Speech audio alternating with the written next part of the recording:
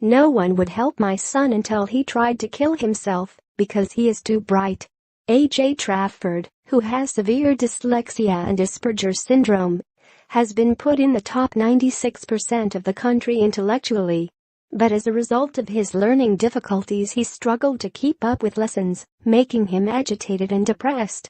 However, in part because he was intelligent enough to pass his tests, his mother's repeated requests for educational support were rejected by the local authority. She and the school had also approached the local child mental health team, but due to a backlog of cases, he only saw them 4 weeks ago, almost a year after his first suicide attempt. Last December, he climbed onto a high banister at his school in West Berkshire and threatened to throw himself off, but he was talked down to safety by staff and 2 of his friends. In April, he climbed onto a high roof and tried to jump, but was grabbed and pulled to safety by a gym teacher. Then in June last year, he created a potion in the science laboratory which he drank after writing a suicide note which stated, "I am sorry, Mum. I can't do this anymore. I love you." He survived after being hospitalized and treated with drugs to make him sick. Aaron Smart, AJ's solicitor, said, "This boy nearly took his own life 3 times, and it still took a tribunal appeal before assistance was given." Local authorities are hamstrung by criteria and guidance which penalizes bright students that are struggling when the law is actually simple. If a child has or may have special educational needs, an assessment should be done.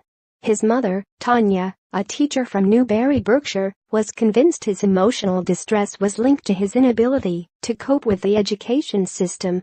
She lodged a legal tribunal last June and won her case with solicitors Moore Blatch last July, and last week AJ was offered not educational support.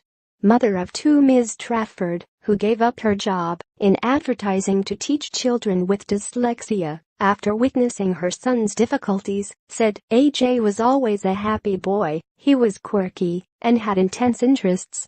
But he has the writing speed of a 6-year-old and cannot get things down on paper. He listens and remembers, but so much schoolwork is judged on what pupils can record on paper, and this was distressing for him." She first asked for an education, health, and care plan assessment when her son was 10. This would have picked up his special needs and allowed funds to be released to support him. However, it was refused on the grounds that he did not meet the criteria. She asked again when her son was 12, but her request was denied again on the same grounds. Ms. Trafford then paid privately for 5 separate tests which revealed her son was highly intelligent but had severe learning difficulties which needed specialist educational support. However, although the school applied for another report into his educational abilities and tried to access mental health support, AJ was not given the support he needed until she won her legal case. Ms. Trafford said, "The system is failing very bright children who are dyslexic because they achieve expected progress and do not fall below the pass mark. I am absolutely heartbroken. Help has not been there for him fast enough, contributing to his total breakdown and suicide attempts. Dyslexia is not curable. If you are deaf, there are cochlear implants. Children with poor vision get glasses. Physically challenged children have disability access arrangements. Dyslexics get nothing without one heck of a fight."